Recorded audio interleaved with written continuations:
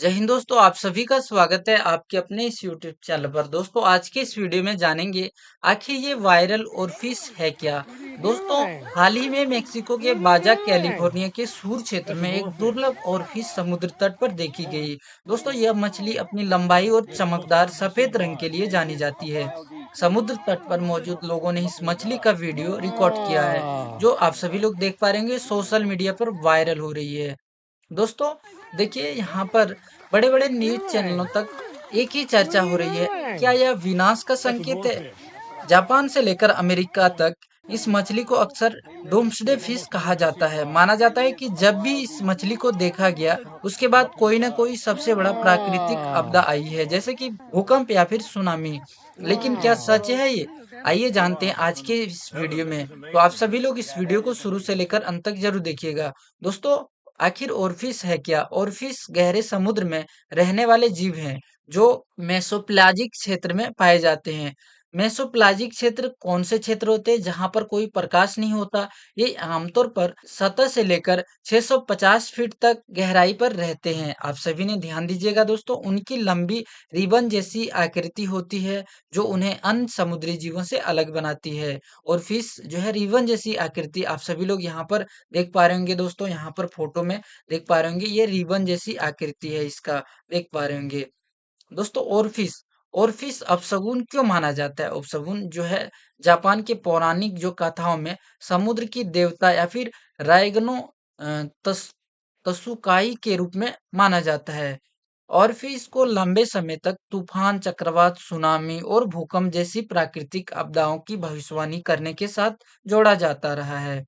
ऑरफिश को अपशगुन इसलिए माना जाता है दोस्तों, जापान की लोक कथाओं में गहरे समुद्र में रहने वाली इस मछली को आपदा की निशानी भी माना जाता है। कहा जाता है कि 2011 का जो फुकुशिमा भूकंप आने के पहले समुद्र में के किनारे देखी गई थी। पिछले साल जब अमेरिका के कैलिफोर्निया में भी एक और फिश समुद्र से बाहर आई, तभी जो है लॉस एंजलिस में भूकंप आ गया था। यानी कि भूकंप का भी वजह माना जाता है और फिश। देखिए दोस्तों, हालांकि वैज्ञानिक इन मान्यताओं को नहीं मानते। उनका मानना है कि जब और फिश बीमार होते हैं, तब ये मछली बाहर आ जाते हैं। इसका सगुन अपशगुन से कोई संबंध नहीं है। ये मछली गहरे समुद्र में रहती है, कभी-कभी रास्ता भटकने के बाद भी सतह पर आती है, जिस वजह से इसकी मौत हो जाती है। देखिए, ऑरफिश का भौगोलिक विवरण, आखिर ऑरफिश किन-किन क्षेत्रों में पाए जाते हैं, आज की इस वीडियो में जानते हैं। ऑरफिश अटलांटिक महासागर और भूमध्य महासागर तथा दक्षिणी कैलिफोर्निया के टोपांगा बीच से लेकर पूर्वी प्रशांत महासागर चिली तक व्यापक रूप में पाई जाती है। तो आप सभी लोग मैप में देख पा रहे होंगे। आइए अब साइंटिफिक एक्सप्लेनेशन जानते हैं। भूकंप और समुद्री जीवों की हलचल। कुछ वैज्ञानिक मानते हैं कि जब समुद्र के अंदर टेक्टोनिक प्लेट में हलचल होती है, तो समुद्र के नीचे पानी की धाराओं और प्रेशर में बदलाव आता है। तब बदलाव गहरे समुद्र में रहने वाले जीवों को असमान रूप से ऊपर लाने का कारण बन सकता है। इसलिए कुछ मौकों पर यह संभव है कि ऑरफिश भूकंप से आने से पहले दिख सकती है, लेकिन यह कोई निश्चित संकेत नहीं है। पॉपुलेशन और क्लाइमेट चेंज का असर भी हो सकता है। कुछ रिसर्चर्स का कहना है कि समुद्र का बढ़ता प्रदूषण और जलवायु परिवर्तन भी ऑरफिश को सतह के करीब ला सकता है। समुद्र में कम होता है ऑक्सीजन लेवल और बढ़ता तापमान इन मछलियों को असहज बना सकता है, जिससे गलती से तटों पर आ सकती है। यानी कि जरूरी नहीं है कि ऑरफिश दिखने का मतलब भूकंप हो सकता है कि यह मानव गतिविधियों के कारण हो रहा हो।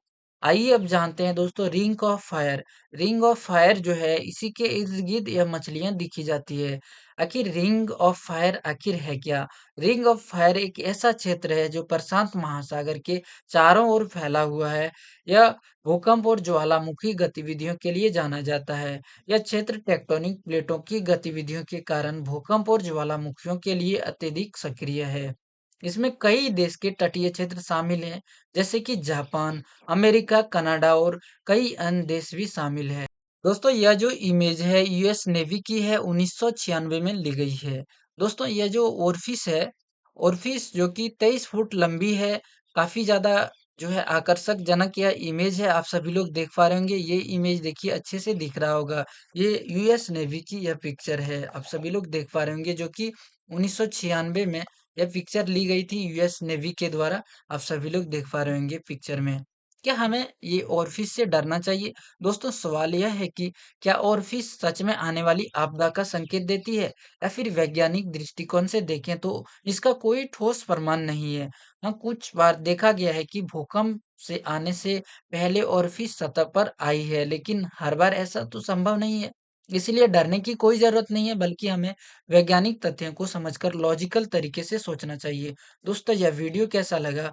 यह वीडियो आप सभी को समझ में आया कुछ, तो वीडियो को लाइक करिएगा और हमारे साथ जुड़े रहने के लिए चैनल को सब्सक्राइब करना बिल्कुल भी मत भूलिएगा। दोस्तों, आज के लिए इतना ही, तब तक के लिए जय हिंद, जय भारत।